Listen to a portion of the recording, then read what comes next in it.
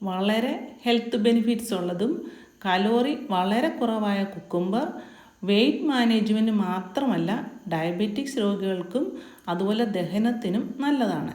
പക്ഷെ പലർക്കും കഴിക്കാൻ മടിയാണ്. എന്നാൽ ഈ വീഡിയോയിൽ കാണിച്ചിരിക്കുന്ന പോലെ തയ്യാറാക്കൂ, തീർച്ചയായും നിങ്ങൾക്ക് ഇഷ്ടപ്പെടും, വീണ്ടും വീണ്ടും തയ്യാറാക്കുകയും ചെയ്യും. വളരെ ഹെൽത്ത് ബെനിഫിറ്റ്സ് ഉള്ളതും 10 മിനിറ്റിനുള്ളിൽ തയ്യാറാക്കാവുന്നതുമായ ഈ കറി ഇനി എങ്ങനെ ഉണ്ടാക്കാമെന്ന് നോക്കാം. ഈ വീഡിയോ ഇഷ്ടമായെങ്കിൽ ലൈക്ക് ചെയ്യാൻ മറക്കരുത്. ഇവിടെ ഞാൻ വലിയൊരു കുക്കുംബറാണ് എടുത്തിരിക്കുന്നത്. ചെറുതാണെങ്കിൽ 2 എണ്ണം എടുക്കണം. എന്നിട്ടിത് ചെറുതായിട്ട് അരിയുകയോ ഗ്രേറ്റ് ചെയ്യുകയോ ചെയ്തിട്ട് മാറ്റി വെക്കുക. അതിനുശേഷം ചൂടായ ഒരു പാനിൽ 2 ടീസ്പൂൺ ഓയിൽ ഒഴിച്ച് കടുക് പൊട്ടിക്കുക. അതിൻ്റെ കൂടെ തന്നെ ചെറിയൊരു പീസ് ഇഞ്ചി അരിഞ്ഞതൂടെ ചേർക്കുക.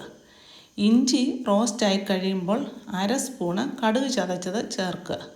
കടുക് ചതച്ചത് മസ്റ്റായിട്ടും ചേർക്കണം, അതിന് നല്ലൊരു ഫ്ലേവർ തരും.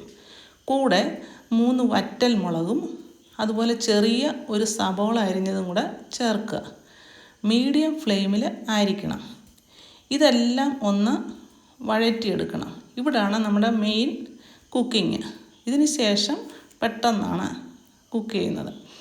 ഇനിയും ഇതൊന്ന് വഴന്ന് കഴിയുമ്പോൾ ഇതിലേക്ക് 2 പച്ചമുളക് അതുപോലെ കുറച്ച് കറിവേപ്പില അതും കൂടി ഇട്ട് വീണ്ടും ഇളക്കുക.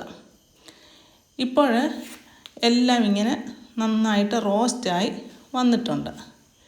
ഇനിയും ഇതിലേക്ക് ചെറുതായിട്ട് അരിഞ്ഞു വച്ചിരിക്കുന്ന കുക്കുംബർ ചേർക്കുക.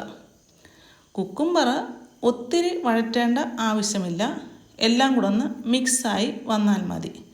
അങ്ങനെ മിക്സായി കഴിയുമ്പോൾ ഫ്ലെയിം ഓഫാക്കുക. അതിനുശേഷം നമ്മൾ ഉടച്ചു വച്ചിരിക്കുന്ന 1 കപ്പ് തൈര് ഇതിനകത്തേക്ക് ചേർക്കുക. തൈര് ഒത്തിരി പുളിയുള്ളത് ആകരുത്.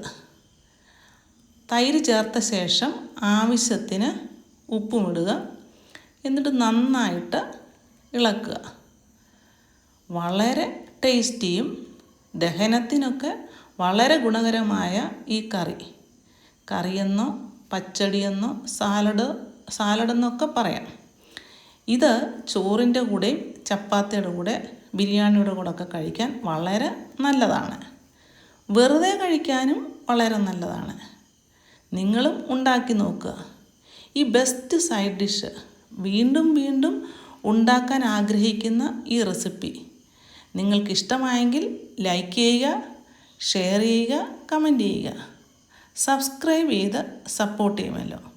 അടുത്ത നല്ലൊരു റെസിപ്പിയുമായി കാണുന്നത് വരെ ഹാവ് എ നൈസ് ടൈം.